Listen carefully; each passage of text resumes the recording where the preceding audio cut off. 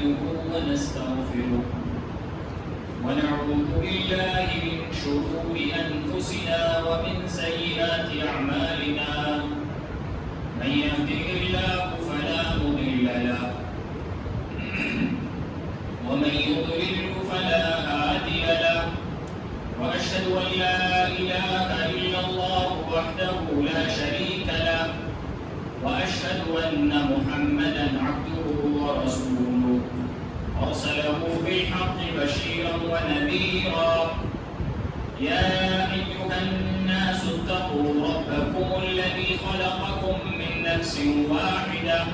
وخلق منها زوجها وبث منهما رجالا كثيرا ونساء واتقوا الله الذي تساءلون به والأرحام إن الله كان عليكم رقيبا يا أيها الذين آمنوا اتقوا الله حق تقاته ولا تموتن إلا وأنتم مسلمون يا أيها الذين آمنوا اتقوا الله وقولوا قولا سديدا يصلح لكم أعمالكم ويغفر لكم ذنوبكم ومن يطع الله ورسوله فقد فاز فوزا عظيما أما بعد فإن خير الحديث كتاب الله وخير الهدي هدي محمد صلى الله عليه وسلم وشر الأمور محدثاتها وكل محدثة بدعة وكل بدعة ضلالة وكل ضلالة في النار أعوذ بالله السميع العليم من الشيطان الرجيم بسم الله الرحمن الرحيم قاف والقرآن المجيد بل عجبوا أن جاءهم منذر منهم فقال الكافرون هذا شيء عجيب أئذا متنا وكنا ترابا ذلك رجع بعيد قد علمنا ما تنقص الأرض منهم وعندنا كتاب حفيظ بل كذبوا بالحق لما جاءهم فهم في أمر مريج أفلم ينظروا إلى السماء فوقهم كيف بنيناها وزيناها وما لها من فروج والأرض مددناها وألقينا فيها رواسي وأنبتنا فيها من كل زوج بهيج تبصرة وذكرى لكل عبد منيب ونزلنا من السماء ماء مباركا فأنبتنا به جنات وحب الحصيد والنخل باسقات لها طلع نضيد رزقا للعباد وأحيينا به بلدة ميتا كذلك الخروج كذبت قبلهم قوم نوح وأصحاب الرس وثمود وعاد وفرعون وإخوان لوط وأصحاب الأيكة وقوم تبع كل كذب الرسل فحق وعيد أفعينا بالخلق الأول بل هم في لبس من خلق جديد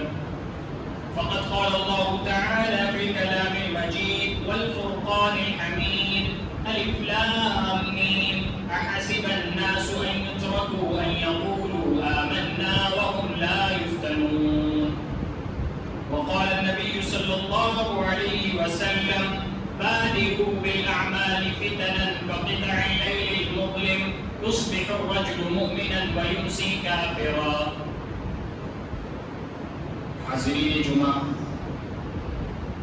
بزرگان دین نوجوانان ملت خواتین اسلام تمام قسم کی تعریفات و توصیفات اس وحدہ لا شریک خالق کائنات مالک ارض و سماوات کے لیے ہے جو ہم سب کا پالنہار ہے جو ہماری ہر حاجت اور ضرورت کو پورا کرنے والا ہے اگر ہمیں پیاس لگی ہے پانی کی ضرورت ہے تو رب کریم پانی کا بندوبست کرنے والا ہے اگر زمین زمین پیاسی ہے تو زمین کے لیے بھی اوپر سے بارش کو نازل کرنے والا اللہ رب العالمین ہی ہے، تاکہ زمین اپجاؤ ہو سکے اور اس کے ذریعے جو غلہ آئے وہ انسانوں کے لیے مفید ہو سکے اور انسانوں کا اس پر گزارا ہو سکے۔ لہٰذا تمام طرح کی تعریفات اللہ رب العالمین کے لیے ہے۔ حمد و ستائش ہوں اللہ رب العالمین کے بعد جناب عربی محمد عربی صلی اللہ علیہ وسلم پر درود و سلام ہوں، آپ پر، آپ کی اولاد پر اور آپ کے تمام اصحاب پر۔ حاضرین جمعہ، دنیا کی جو زندگی ہے اس زندگی میں خیر اور شر کا پایا جانا یہ ضروری ہے۔ دنیا میں جہاں موجود خیر ہے وہیں شر بھی ہے۔ ہر انسان کو خیر اور شر کے ذریعے آزمایا جاتا ہے۔ خیر اور شر یہ اللہ رب العالمین نے پیدا کی اور فرمایا وَنَبْلُوكُمْ بِالشَّرِّ وَالْخَيْرِ فِتْنَةً، کہ ہم تمہیں انسانوں، ہم تمہیں خیر اور شر کے ذریعے آزمائیں گے، امتحان کے طور پر تمہاری خیر اور شر کے ذریعہ آزمائش کی جائے گی۔ وَإِلَيْنَا تُرْجَعُونَ، مگر آخر کار تمہارا جو لوٹنا ہے وہ ہماری ہی طرف ہوگا۔ انسان کے پاس مال ہو، اس مال کے ذریعے بھی اس کی آزمائش ہوتی ہے کہ وہ کتنا اللہ تبارک و تعالیٰ کا شکر گزار ہے۔ انسان مالدار ہونے کے بعد کتنا زیادہ عاجزی اپنے اندر رکھتا ہے، کہیں اس کے اندر تکبرانہ شان تو نہیں، کہیں وہ لوگوں کو تحقیر نگاہ سے دیکھتا تو نہیں، کہیں وہ لوگوں کو ذلیل اور رسوا تو اپنی مال اور زمین اور جائیداد کی وجہ سے کرتا تو نہیں۔ اور اگر انسان کے پاس مال نہیں ہے، وہ فقر و فاقہ میں ہے، غریبی میں ہے، تنگی میں ہے، تو اس کی آزمائش اس طور پر ہوتی ہے کہیں وہ اللہ رب العالمین پر شکوہ تو نہیں کرتا ہے، اللہ رب العالمین کو اس غریبی کی وجہ سے برا بھلا تو نہیں کہتا ہے، کہیں وہ اللہ رب العالمین کی جو اس آزمائش ہے اس پر صبر نہ کر کے بے چینی اپنے اندر پیدا کرتا ہے اور معاشرے میں پیدا کرتا ہے۔ ایک انسان جس کو صحت اللہ رب العالمین نے دی ہو، صحت سے مالا مال کیا ہو، تو وہ اپنی صحت مندی کہاں پر دکھاتا ہے؟ کیا وہ رب کریم کے قریب اس صحت مندی کی حالت میں آتا ہے؟ نوجوانی کی جو عمر ہے اس عمر میں اللہ رب العالمین کے قریب جاتا ہے، کیا اپنی صحت مندی سے دوسرے کو نقصان تو نہیں پہنچاتا ہے؟ اگر رب کریم نے کسی کو صحت نہیں دی ہے، وہ عاجز ہے، کمزور ہے، تو کیا وہ اس کمزوری میں اللہ رب العالمین کی اس آزمائش پر صبر کرتا ہے؟ کسی کو اگر اولاد دی ہے تو وہ اولاد کے لیے تمام تر چیزیں کرتا ہے، تو کیا وہ اللہ رب العالمین کی جو حدود ہیں ان کا پاس اور لحاظ کرتا بھی ہے یا نہیں کرتا ہے؟ کہیں ایسا تو نہیں کہ اپنی اولاد کا فیوچر بنانے میں دوسروں کی زمین اور جائیداد کو ہڑپ کر کے اپنی قبر کے لیے نقصان کرتا ہے، اپنی آخرت کے لیے نقصان کر لے جاتا ہے؟ اگر کسی کے پاس اولاد نہیں، وہ اولاد کی تمنا میں ہے، اولاد نہ ہونا یہ بھی آزمائش ہے، تو کہیں وہ اولاد کو پانے کے لیے اللہ رب العالمین کے در سے لو لگانے کے بجائے وہ آستانوں پر تو نہیں جاتا ہے، ان فقیروں اور ان پیروں کے مزاروں پر تو نہیں جاتا ہے، وہاں پر تو ان کے نسخوں پر عمل کر کے اولاد کو پانے کی جستجو تو نہیں کرتا ہے۔ یہی وہ تمام چیزیں ہیں جن کے ذریعے سے اللہ رب العالمین انسان کی آزمائش کرتا ہے، اسے آزماتا ہے۔ انسان اور مومن مسلمان کبھی یہ نہ سمجھے کہ اسے آزمایا نہیں جائے گا۔ آپ کے پاس خیر ہے تب بھی آزمائش ہے، آپ کے پاس اگر خیر نہیں ہے، آپ مصیبت میں ہیں، تب بھی آپ کے لیے آزمائش ہے۔ یہی اللہ تبارک و تعالی نے فرمایا کہ الف لام میم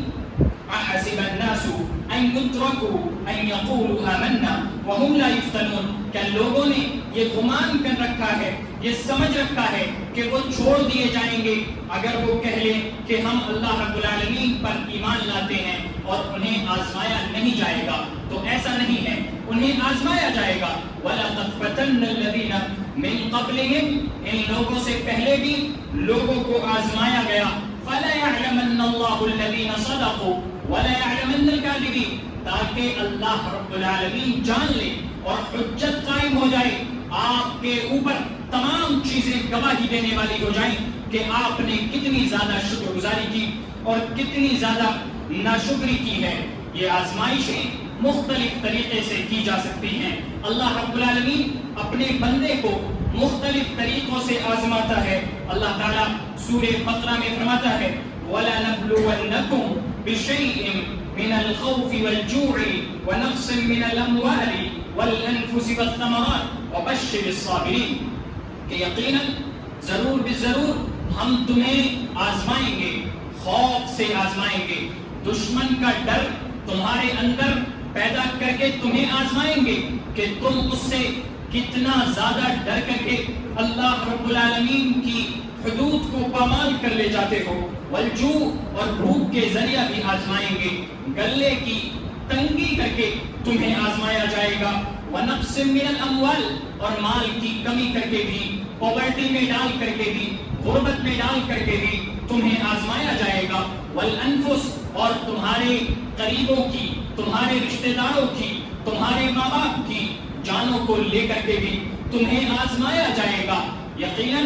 یہ موت ہر کسی کو آنی ہے، ہر کسی کو اس کا مزہ چکھنا ہے۔ یہ تلخ حقیقت ہے کہ چاہے وہ ہمارا کتنا بھی قریبی نہ ہو، ہمیں ایک نہ ایک دن وہ چھوڑ کر کے جائے گا اور ہم بھی اس کو چھوڑ کر کے جائیں گے۔ لیکن اس کا مطلب قطعاً یہ نہیں ہے کہ ہم اس کے غم میں اتنے زیادہ نڈھال ہو جائیں، اپنی زندگی کو جینا چھوڑ دیں اور اس کے غم میں ہم ماتم کرتے پھریں۔ یہ ایک آزمائش ہوگی۔ والثمرات، اور پھلوں کی تنگی کر کے آزمایا جائے گا۔ سیلاب کے ذریعے فصلوں کو تباہ کر دیا جائے گا اور اس کے ذریعے بھی پھلوں کی تنگی کر کے آزمایا جائے گا۔ اور ان تمام آزمائشوں میں جو کوئی بھی صبر کرنے والا ہوگا،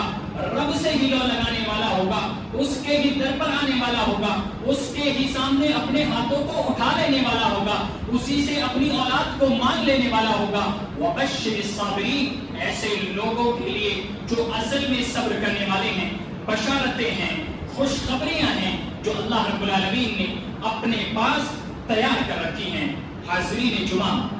ہماری جو کل زندگی ہے، یہ زندگی چند چیزوں کے ارد گرد گھومتی ہے۔ انہی چیزوں کے پیچھے ہر انسان پڑتا ہے اور اپنی زندگی گزارتا ہے، یہاں تک کہ دنیا سے چلے جانے کا اس کا وقت بھی آتا ہے۔ اللہ تعالیٰ نے انہی چند چیزوں کو ہمارے لیے مزین کر کے رکھ دیا ہے، اور یہی وہ چیزیں ہیں جن کے ذریعے سے ہماری آزمائش کی جائے گی کہ ہم ان چیزوں میں اللہ رب العالمین کے جو احکامات ہیں ان کو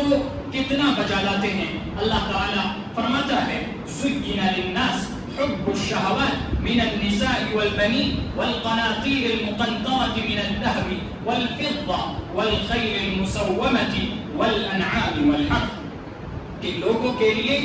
شہوات کی محبت کو مزین کر دیا گیا ہے۔ خواہشات کی جو چاہت ہے، اس کو پورا کرنے کی جو چاہت ہے، اس کو مزین کر دیا گیا ہے۔ وہ خواہشات کیا ہو سکتی ہیں؟ عورت کی خواہش ہو، عورت سے عشق ہو، اس عشق کی چاہت میں اگر انسان اللہ رب العالمین کے جو حدود ہیں ان کو پامال کرتا چلا جائے، راتوں میں ناجائز تعلقات بنا کر کے چیٹنگ کی جائے، ویڈیو کالز کی جائیں، بنا رشتے کے اس سے تعلق بنایا جائے، نکاح جیسی عظیم چیز کو چھوڑ کر کے اپنی پوری زندگی 2 سالہ، 2.5 سالہ، 5 سالہ زندگی اسی نافرمانی میں اور ناجائز تعلق میں اپنی زندگی کو گوا دیا جائے اور اللہ رب العالمین کے اور رسول پاک صلی اللہ علیہ وسلم کی فرامین کی دھجیاں اڑائی جائیں، تو یہ چیزیں ہمارے لیے مزین کر کے پیدا کی گئی ہیں۔ عورتوں کے سلسلے میں دیکھیں، دنیا میں نکلیں، مارکیٹ میں نکلیں کہ مالز میں عورتوں کو مزین کر کے ہر ریسیپشن پر بٹھایا جاتا ہے، خاص کر کے ایسے مال میں جہاں چھوٹے کپڑے پہنا کر کے عورتوں کو بٹھا دیا جاتا ہے تاکہ ہمارا پروڈکٹ زیادہ سے زیادہ بکے، تاکہ ہمارا سامان زیادہ سے زیادہ بکے۔ یقیناً یہ چیزیں ہمارے لیے آزمائشیں ہیں، یہ چیزیں دنیا میں ہمارے لیے مزین کر دی گئی ہیں، ان تمام چیزوں سے بچنا ہے۔ آگے فرمایا والبنین، اور اولاد کی جو خواہش ہے اس کو بھی ہمارے لیے مزین کر دیا گیا ہے۔ پچھلے جمعے بتایا گیا کہ اولاد یہ ہمارے لیے فتنہ ہے، انما اموالکم و اولادکم فتنہ۔ ایک باپ اپنی اولاد کے لیے تمام چیزیں کر جاتا ہے، سوچتا ہے اس کا فیوچر بن جائے، گرچہ وہ کسی کی زمین کو قبضہ کیوں نہ کر لے، اس کا فیوچر بنانے کے سلسلے میں وہ کسی بھی حد تک چلا جاتا ہے۔ تو اس سلسلے میں اولاد بھی ہمارے لیے آزمائش ہے، وہ بھی ہمارے لیے مزین کر دی گئی ہے۔ والقناطیر المقنطرۃ من الذهب والفضہ، سونے اور چاندی کے جمع کردہ جو خزانے ہیں ان کو بھی ہمارے لیے مزین کر دیے گئے ہیں۔ آج دنیا میں جو جنگیں جاری ہیں، جو دنیا اپنے آپ کو پاورفل کہتی ہیں، وہ ان سونے اور چاندی کی وجہ سے بھی جنگیں جاری ہیں۔ جن ممالک کے پاس سونے اور چاندی کی بھرمار ہے وہی ممالک ترقی یافتہ ممالک کہلاتے ہیں، لہٰذا یہ دنیا ان چیزوں کے پیچھے بھی بھاگ رہی ہے۔ والخیل مسومۃ والانعام والحرث، اور خوبصورت سدے ہوئے گھوڑے اور جانور یہ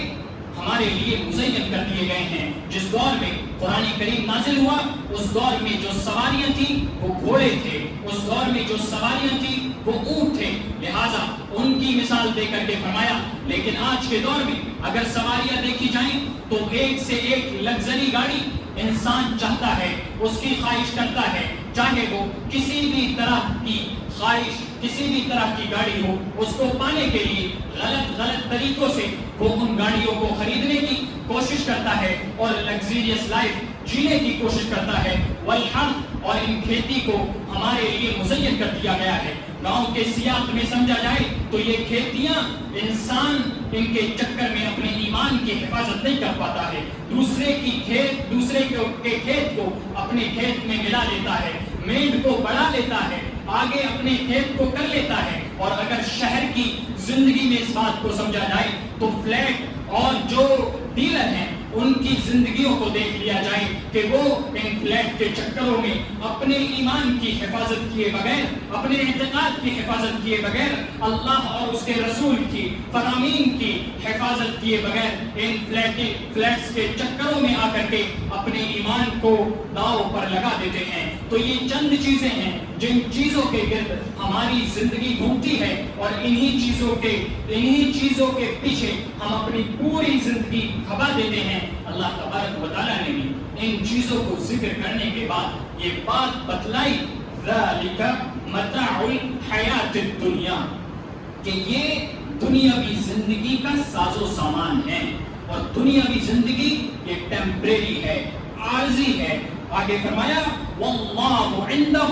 حسن المآب، اور اللہ رب العالمین کے پاس ہی بہترین ٹھکانہ ہے، لہٰذا جو کوئی بھی چاہتا ہے کہ وہ ٹھکانہ اسے حاصل ہو جائے تو اس ٹیمپریری زندگی کے لیے اپنی آخرت کو تباہ نہ کرے، اپنے ایمان کو بچا لے، ان فتنوں میں پڑ کر کے اپنی ایمان کو داؤ پر نہ لگائے۔ یہ خواہشات تو ایسی خواہشات ہیں کہ اگر ہم زندگی بھر بھی پورا کرنے لگ جائیں تب بھی یہ پوری ہونے والی نہیں۔ ایک چیز ملتی ہے دوسری کی تمنا ہوتی ہے، دوسری مل جائے تیسری کی تمنا ہوتی ہے، اس طریقے سے ہماری پوری زندگی چلی جاتی ہے اور ہماری پوری زندگی انہی چیزوں میں گزر جاتی ہے۔ اسی لیے شاعر بھی کہتا ہے انسان کی خواہشوں کی کوئی انتہا نہیں، 2 گز زمین بھی چاہیے، 2 گز کفن کے بعد۔ اللہ رب العالمین نے بھی یہ بات بیان فرمائی انما هذه الحیات الدنیا لہو و لعب، یقیناً یہ دنیاوی زندگی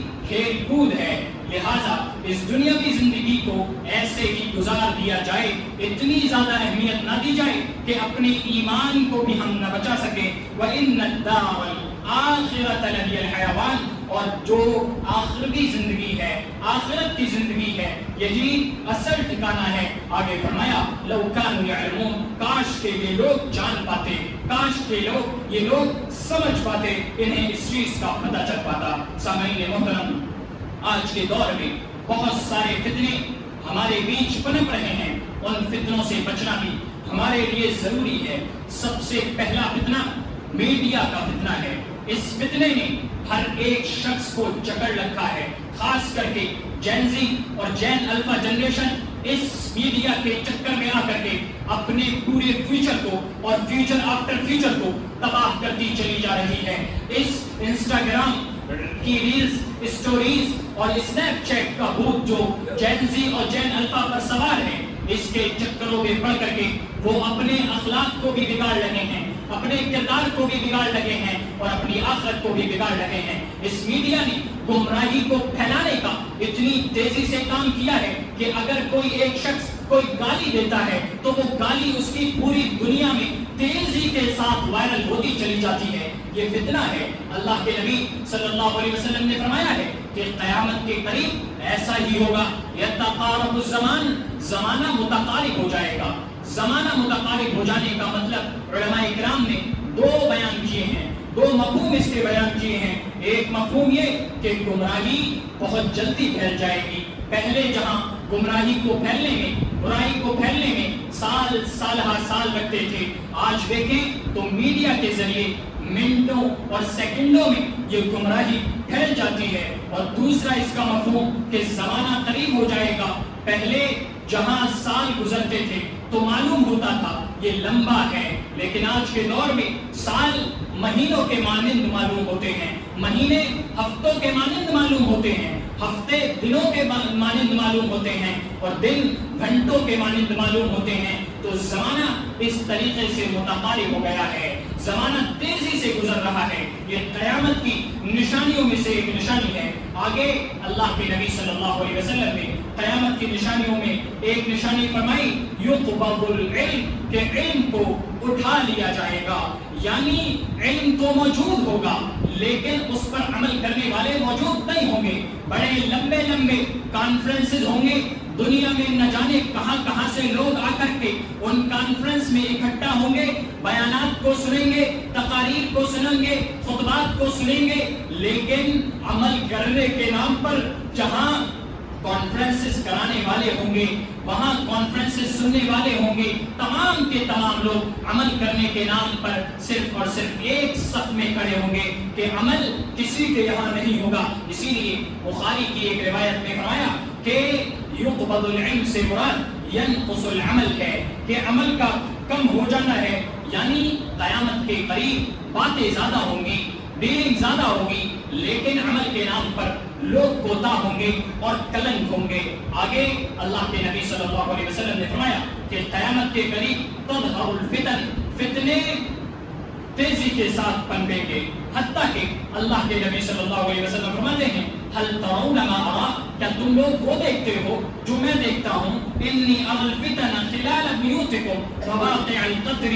میں فتنوں کو تمہارے گھر میں ایسے ہی گرتے دیکھ رہا ہوں جیسے بارش کی بوندیں گرتی ہیں، بے در پہ جب بوندیں گرتی ہیں، اسی طریقے سے قیامت کے قریب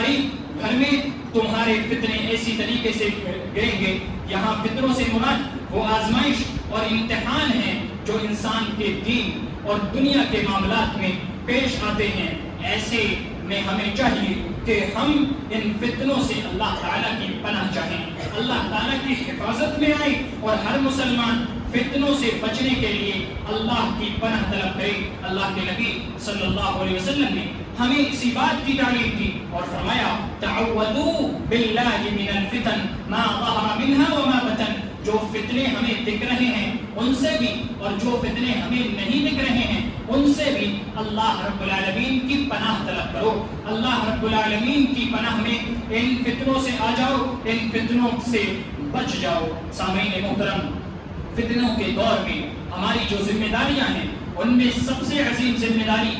یہ ہے کہ ہم قرآن اور سنت کی طرف رجوع کریں۔ اللہ کے نبی صلی اللہ علیہ وسلم کی جو سنتیں ہیں ان کو مضبوطی سے پکڑ لیں۔ اسی کی تعلیم اللہ تبارک و تعالیٰ کے حبیب جناب محمد عربی صلی اللہ علیہ وسلم نے دی، فرمایا علیکم بسنتی وسنت الخلفاء المہدیین الراشدین تمسکوا بها وعضوا علیہا بالنواجذ، کہ تم میری سنت کو اور خلفاء راشدین کی سنت کو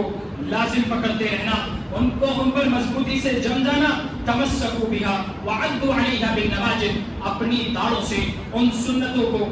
پکڑے رہنا، مضبوطی سے تھامے رہنا، وَإِيَّاكُمْ وَمُحْدَثَاتِ الْأُمُورِ فَإِنَّ كُلَّ مُحْدَثَةٍ بِدْعَةٍ وَكُلَّ بِدْعَةٍ ضَلَالَةٍ، اور جو نئے معاملات ہیں دین کے نام پر، جو نئے طریقے ایجاد کیے جا چکے ہیں، ان طریقوں سے بچنا، کیونکہ ہر نیا طریقہ بدعت ہے اور ہر بدعت یہ گمراہی ہے۔ آپ دیکھ لیں کہ آج کے دور کا سب سے بڑا فتنہ یہی ہے کہ ہر شخص اپنے آپ میں مگن ہے اور اپنے آپ کو صحیح مانتا چلا جا رہا ہے، یعنی فرقہ واریت کا جو فتنہ ہے وہ امت کے اندر پنپ رہا ہے، اور اس فرقہ واریت فتنے نے پوری امت کو جھنجھوڑ کر کے رکھ دیا ہے، اس کے ٹکڑے ٹکڑے کر کے رکھ دیا ہے۔ ہر شخص یہ کہنے پر راضی ہو جاتا ہے اور خوش ہو جاتا ہے کہ چاروں امام برحق ہیں، چاروں کی اقتدا کی جائے، لیکن یہ کیوں نہیں کہتا کہ چاروں اماموں نے کہا کہ اس امام کی بات مانی جائے جو امام الانبیاء ہے، جو تمام ائمہ کا امام، جو تمام انبیاء کا امام، جو رحمت للعالمین ہے،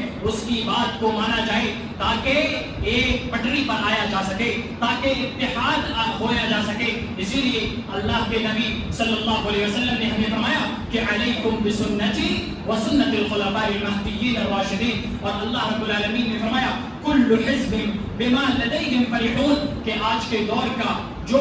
علمیہ ہے اور جو ہماری حالت ہے اس کو بیان کیا کہ ہر گروہ، ہر فرقہ اپنے آپ پر مگن ہوگا، جو چیزیں اس کے پاس ہیں انہی میں وہ خوش ہوگا اور انہی میں الجھا ہوا ہوگا، لہٰذا ان فرقہ واریت سے بچتے ہوئے سیدھی راہ کو اور سیدھی ڈگر کو